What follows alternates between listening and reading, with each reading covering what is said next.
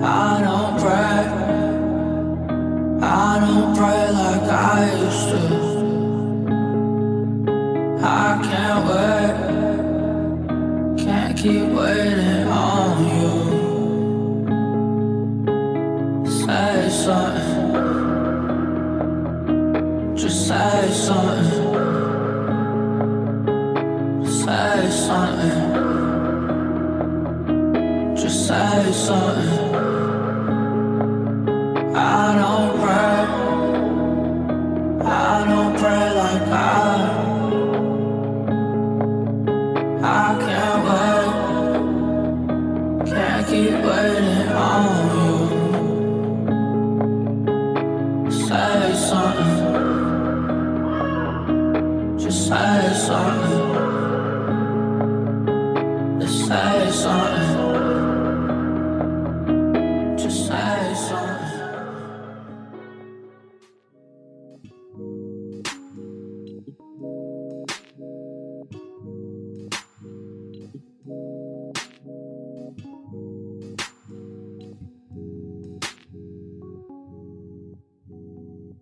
Welcome y'all to another episode of Berto Be Thinking, where we explore and unpack ideas on faith, health, and social justice. Today we're going to be talking about something a little bit different. Today's going to be a vulnerable day. We're going to be talking about depression today.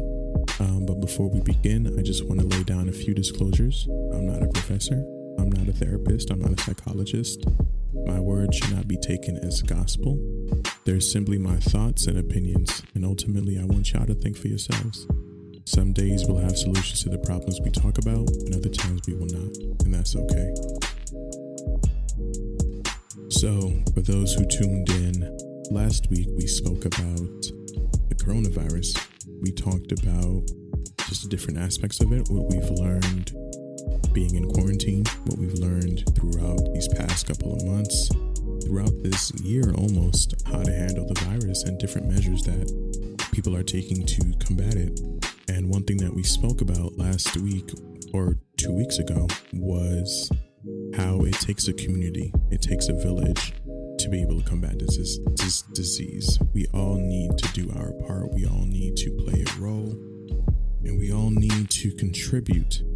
This week's topic is going to be a little bit different. It's going to be a little continuation of that because COVID-19 has affected all areas of our life, most especially our mental health. And I thought today, why not talk about it yourself, brother? You've had your own battles with mental illness. You've had your own stripes when it came to your mental health. Because it's called Berto Be Thinking, why don't you share your thoughts? Why don't you tell them a little thing or two about your own personal struggles with depression? And I was literally trying to go back and forth thinking about, okay, who could I bring on? But a light bulb clicked earlier today and told me to just have this open and vulnerable discussion. And I just really hope that you guys roll with me on this one. As we all know, the coronavirus has affected all of our lives in dramatic ways. People have died. Many people have lost loved ones. Many people have gone through a wide array of issues and difficulties because of the coronavirus. I being one of them. We all know somebody who has gone through something because of this pandemic. It is something that we've never seen before in our own lives. You know, I said last week how a lot of us haven't lived through a pandemic. I think there was a period of time in American history, in global history, where a lot of people all around the world were suffering.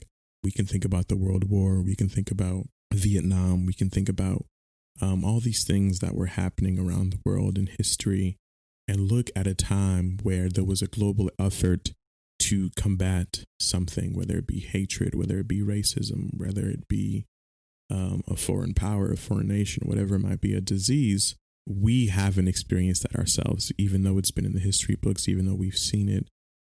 It hasn't affected everyone to this scale until 2020. So a lot of us have lived our lives with privilege. A lot of us have lived our lives not really understanding what it means to be isolated, what it means to sacrifice, what it means to work together to fight something like this. We've all been comfortable in where we're at. So I think COVID-19 has really taken all of us aback. Like none of us were prepared, none of us were ready, and we spoke about that last 2 weeks. I keep saying last week, but I just want to carry on that conversation and expand upon that a little bit more, at least personally for me, in how I handled the coronavirus. It was very difficult. Let's just say that it was hard because I had so many plans for the year 2020. It was the year where I was going to finish my grad school. I finished it, thank the Lord. I graduated, but it was the year where I was going to go into grad school.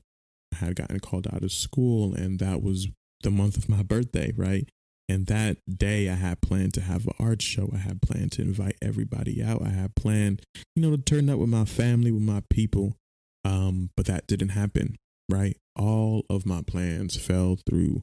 And for months, I wasn't able to find work. For months, I was unemployed. I was sitting on my butt, just waiting for something to happen, waiting for some direction, waiting for some sort of normalcy to come back. So throughout my time in quarantine, throughout my time sitting by myself, one thing that I came to a realization of was just the severity of my mental health issues. I've always been to therapy. I've always seen a therapist. I wouldn't say always. There was a time where I didn't know the benefit of it. But once I came to that understanding, I made it a priority. I made it a priority to go and seek mental health care whenever I could. But because school was over and I was receiving the mental guidance from somebody at school for free, I didn't have a counselor or a therapist to speak to. So this was the time where I was by myself. I was sitting in my room struggling with my depression, with my anxiety, with different aspects of my life, uncertainty that I didn't know about. And I had to just sit there, right? I had to sit there and be alone with my thoughts and be with myself. And this might get a little bit emotional, but one thing that I recognized while in quarantine, while battling with all of these thoughts, with all of these emotions, was how much I hated myself, right? I hated myself because my life was falling apart and I didn't know how to pick up the pieces. And that broke me, that broke me, that hurt me deeply, because I just felt like every time I tried, every time I made an attempt, every time I set out a goal for myself, something happened, right? Lord, you gonna send a pandemic in the middle of my first art show? I had finally worked up the courage, right, to put myself out there, worked up the courage to create art, to create content that I felt like would bless his people. True. The heck? I felt like I had made content that I would be a blessing to God's people, and quarantine stopped the show. Everything had gotten cut. I wasn't able to find work, and I felt like, okay, God, you were the one who told me to go to grad school in the first place. Where my job at? What you doing?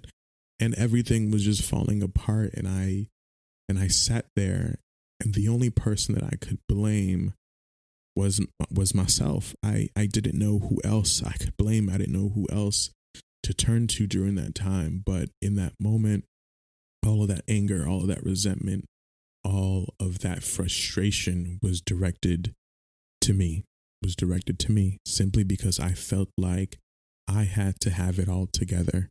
Why didn't I figure it out? Why didn't I lay out a blueprint?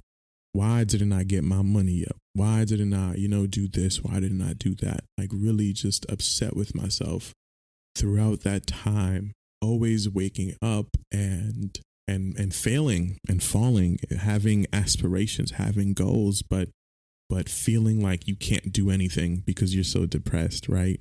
Wanting to go and you envision this person of who you are, right? You envision of a person who you want to be, and you're not there. And sometimes that breaks you, that hurts you, because you feel like you don't have the power or the strength to get there.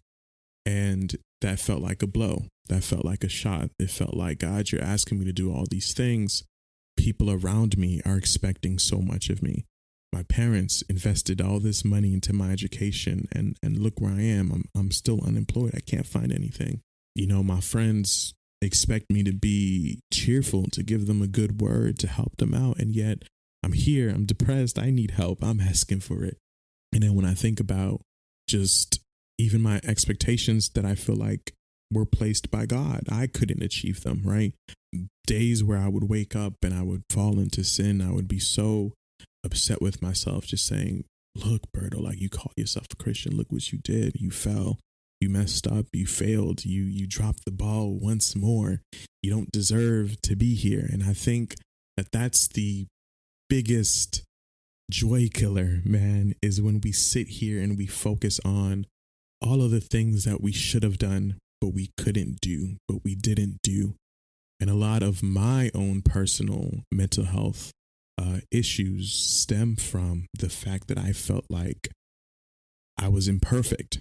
The fact that I felt like there are all these pressures, all these things that I have to get done, and yet I can't do it myself. And that is the most humbling, the most difficult feeling ever, when you realize you can't do it, right? You can't do it. You can't make yourself happy.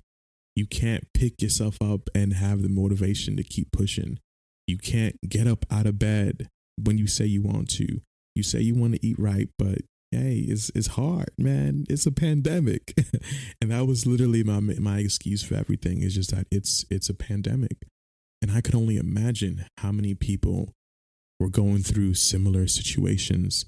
How many people were suffering silently in their own homes because of this pandemic, like being by yourself, locked up, isolated, the fear of your life not being lived out, right? None of us knowing when things were going to open back up.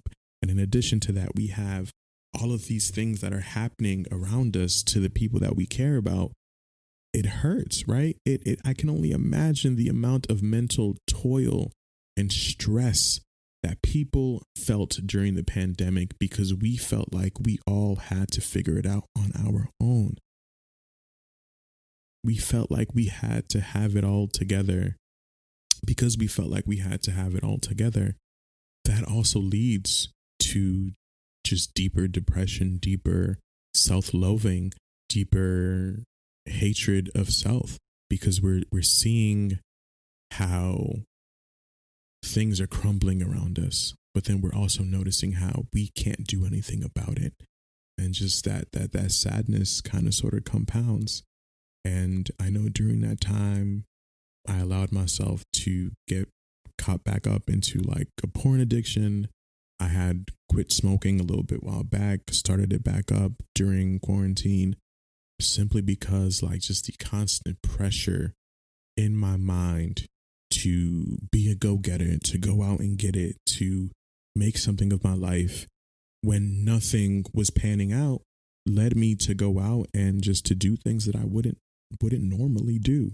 And for such a long time, I would wake up and instantly, man, and I'm pretty sure a lot of people feel this way, but instantly the thoughts of just negativity would just come upon me, telling me I'm not good enough, telling me like, yo, bro, why you didn't do that yesterday? You should have done it like last week, condemning me.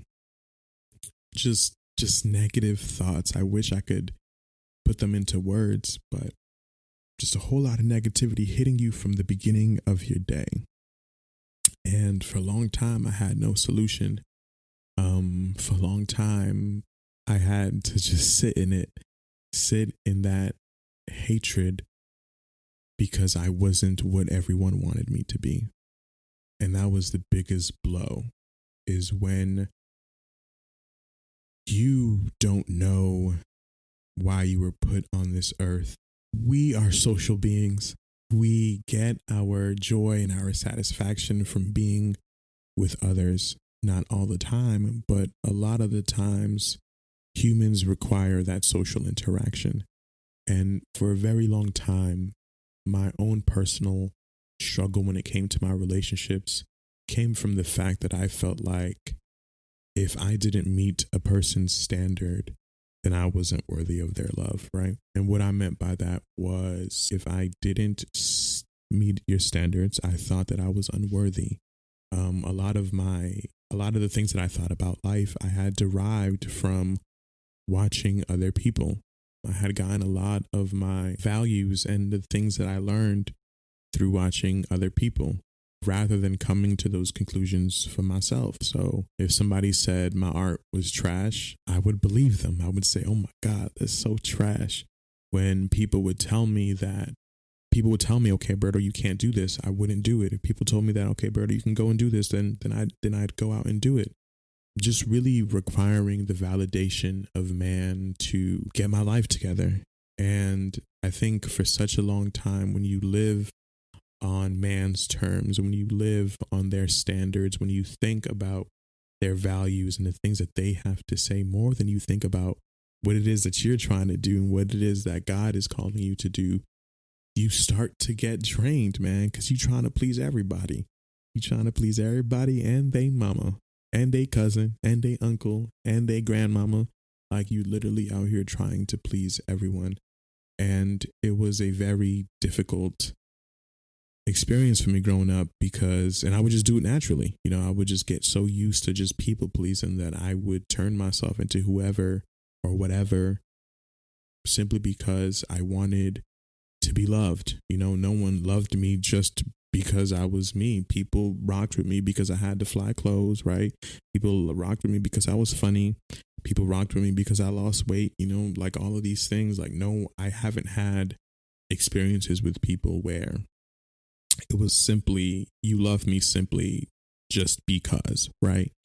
And I think that in quarantine, when you're separated from all of these external noises, when you're separated from all of these people who you got your validation from, and you have to sit there and reevaluate your life for yourself, you start to realize like, yo, like what do I have to offer them now? You know, like nothing. I don't have a job. I don't feel like being funny. There's nothing funny in the news. You know, people are protesting in the streets. Our people are dying. We have a crazy man in office. All of these things that we're seeing on social media. What reason do I have to joke? What reason do I have to laugh? I'm hearing people closest to me are losing loved ones. Like, what do I have to offer you? I ain't got no job. I ain't got no way of being able to send people money. I ain't got no advice. I'm struggling myself. Shoot. And you just feel like because I placed my value and my validation on the thoughts and the opinions of others, I felt like I was nothing because I had nothing to give. I had nothing to present. I had nothing to showcase. So that was my journey through quarantine. That was something that I had to go through, just literally crying every day, feeling like I was struggling because I wasn't perfect. I couldn't be perfect. I dropped the ball. I didn't get the best job. I didn't save enough money. I didn't lose enough weight.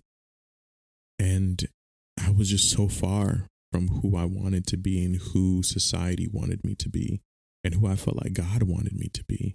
But even though I struggled with those thoughts, even though I felt like the worst Christian, even though my heart was breaking because I had nothing to offer others, I was grateful because there was a reason why I was waking up every morning, if that makes sense.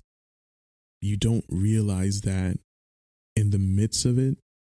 You don't realize that while you're going through it, but once you're out of it, you realize like, yo, God woke me up every morning. He ain't done with me, right? He woke me up every morning. And even though it sucked, right? I didn't see the joy in life. God had other plans for me, right? And I think that when you sit in the fire, when you sit in the fire and you feel like you're going to get burned, but then you walk out and God is walking out with you, man, like that is a beautiful feeling.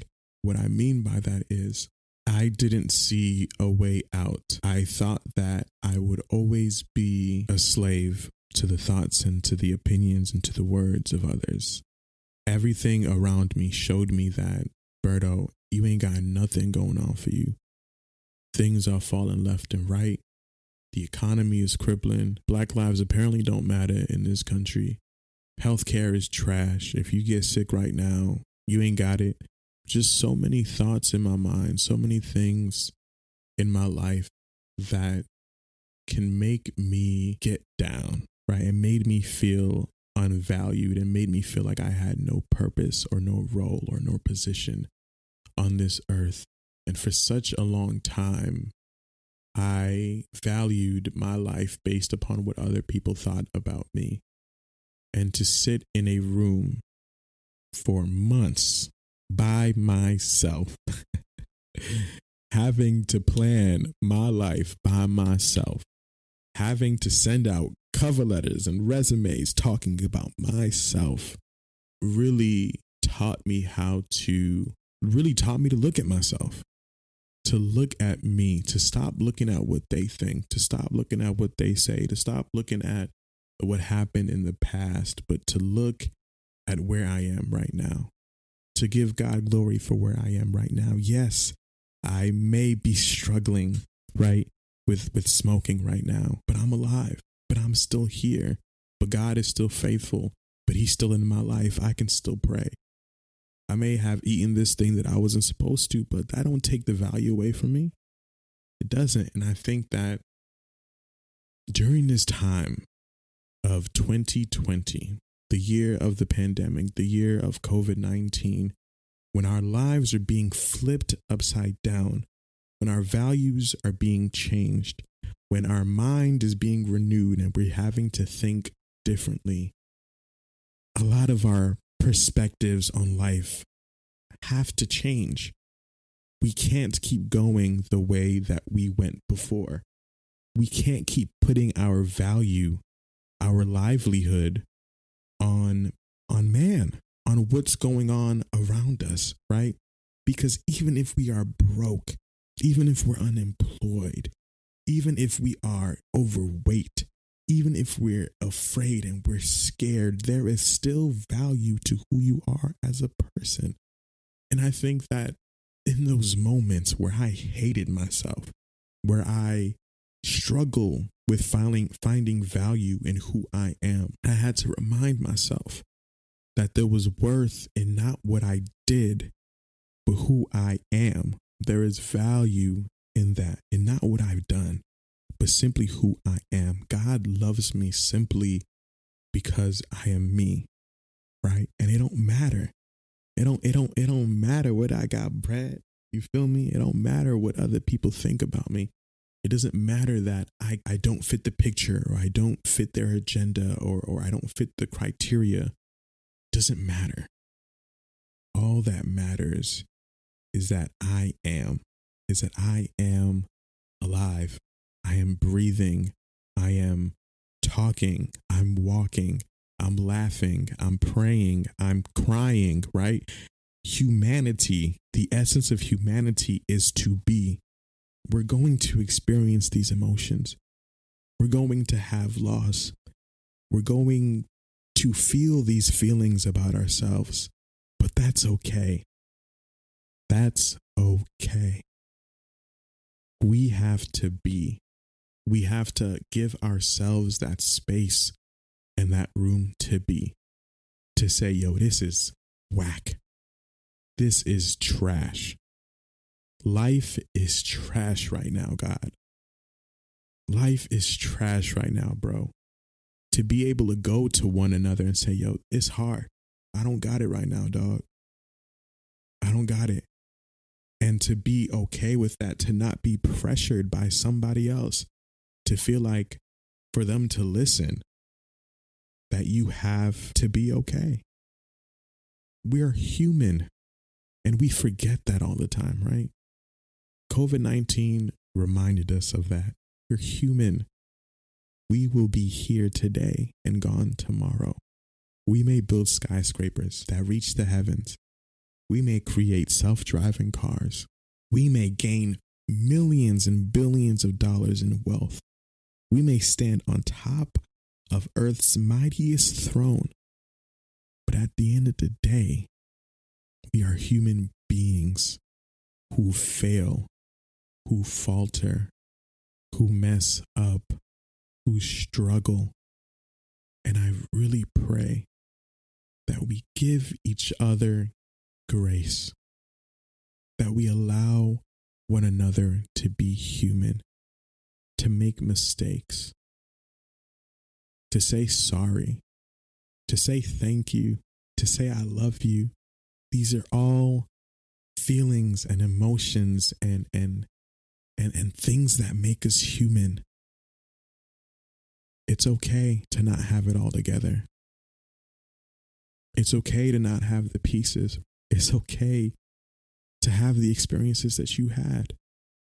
It's okay to be angry. It's okay to be upset. It's okay. It's okay to be sad. We're only human, but God has it all. He can carry it all. He carried it all. And that was one thing that I was reminded of in my time of quarantine. I thank God for y'all. I thank God for this episode. I am not too sure how it will be received. I'm not too sure what y'all think about it, but I really felt like in this episode, I had to be a little bit more transparent. Pray that you were blessed by it. I pray that y'all resonated with it. I pray that I am not alone in the feelings that I had. And while I have overcome them and now I'm on the other side, I am still weak, right? I'm not perfect. I'm not like, yeah, man, mental health ain't nothing for me. You feel me? My mind is renewed 100%. Nah, fam. I still struggle. I struggled today, which is what led me to record this podcast. I struggled. I had a fight with self-hatred today. I was really mad at myself. Like, yo, bro, like, what you gonna do with this podcast? Well, you know, the joint coming out Monday. What you gonna do?